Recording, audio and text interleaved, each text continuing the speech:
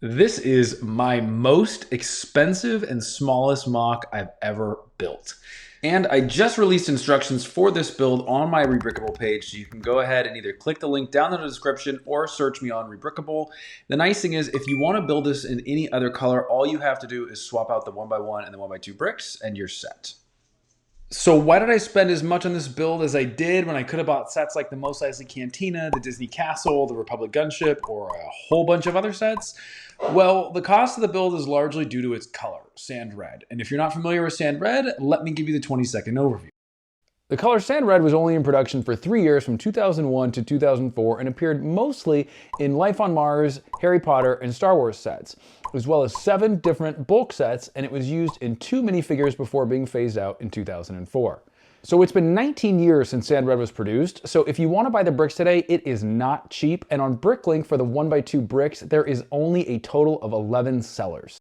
So earlier this year, I purchased 180 1x2 bricks and 32 1x2 modified plates in sand red. Now, if my wife Katie is watching, don't worry, the parts were on sale. I got a discount and the rest of the video is really boring, so just like skip to the next one. So the total cost was just over 200 bucks plus shipping, and because I bought them from the UK, the shipping wasn't cheap either. So it was for my birthday. I figured it was kind of worth it, and honestly, it does look really cool. So now let's take a closer look at the building itself. My goal for the build was really to let the sand red shine, so I didn't want to overdo it with design elements, so I kept it relatively simple with the white coining on the edges, and instead of using 1x2 tiles, I used ingots just to add a little bit of texture.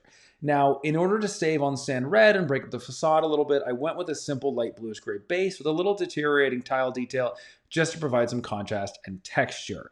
Now, I use these new 1x6 door frames in dark brown. Not only do they add color, but they help occupy a little bit more space, which again saves on the sand red brick. And I think with a double door, it makes the building feel just a little bit more grand. Now, in order to break up the 2 floors and give some separation, I decided to use the 1x4 and 1x1 bow slopes, and then I added this new D-snot piece on the corner and added a white leaf to it just to add a little bit of detail. So moving to the second floor, I added sand blue shutters. Not only do they help occupy some space, but I think the sand blue color gives it a little bit of pop, but it is nice and muted, and it does also keep it in the same theme of using the sand colors.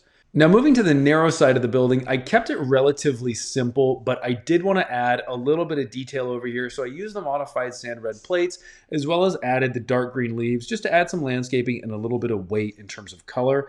Now, a quick note on the back side of the building, I knew when I started this build, I wasn't going to be able to complete it with sand red on all 4 sides. So on this side, I just opted for plain white, and then I added a large section of dark green plants just to help, again, add some weight and cover up some of the white brick.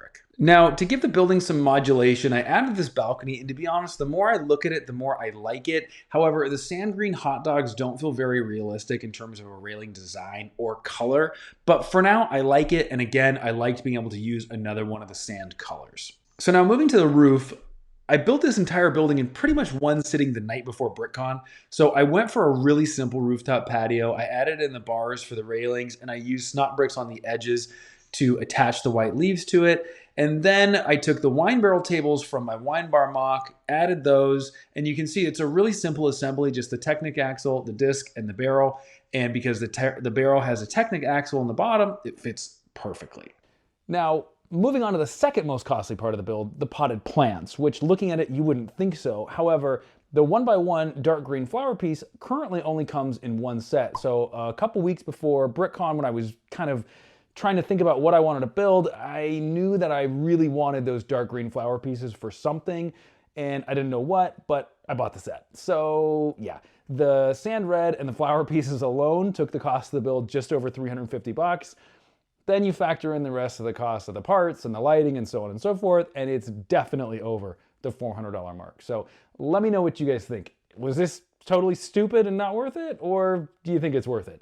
Let me know down in the comments. If you want to see what the build looks like in the city, you can check out my BrickCon vlog where you'll see it in the actual setup. And if you want a sneak peek for the next city update, you can take a look right there.